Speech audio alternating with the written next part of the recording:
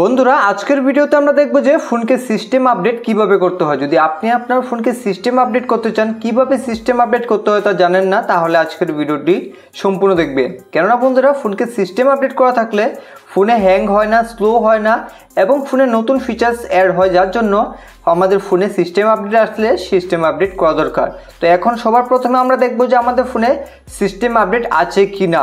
তো এর জন্য কিন্তু আপনাদের ফোনে সেটিংসে আসতে হবে। তো আপনারা সেটিংসে আসবেন, সেটিংসে আসার পর এখন সেটিংসে আপনি একটু নিচে আসুন, নিচে এখানে আপনি দেখতে পাবেন সিস্টেম আপডেট। তো আমি আপনাদের ভিভো ফোন থেকে দেখাচ্ছি। তো ভিভো ফোনে সিস্টেম আপডেট লেখা আছে, অনেক ফোনে আবার সফটওয়্যার আপডেটও লেখা থাকতে পারে।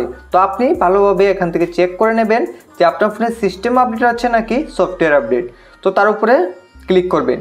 ক্লিক করার পর এই ধরনের একটি ইন্টারফেস আপনাদের সামনে আসবে।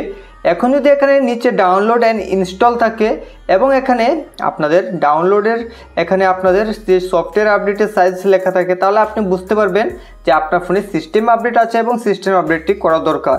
তো এর জন্য আপনাদের কি করতে হবে, এখান থেকে আপনি চাইলে পড়ে নিতে পারেন যে সিস্টেম আপডেটটি কিসের উপর, এখান থেকে ভালোভাবে দেখে নেবেন। তারপরে এখান থেকে ডাউনলোড অ্যান্ড ইনস্টলের উপরে ক্লিক করবেন।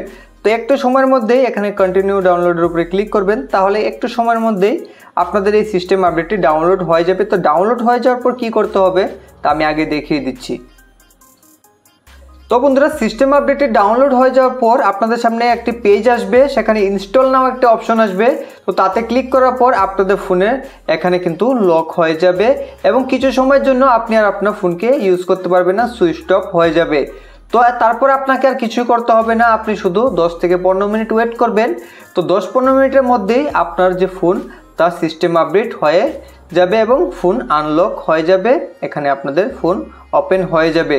তো এইভাবেই খুব সহজে কিন্তু আপনি আপনার ভিভো ফোনকে সিস্টেম আপডেট বা সফটওয়্যার আপডেট করতে পারবেন।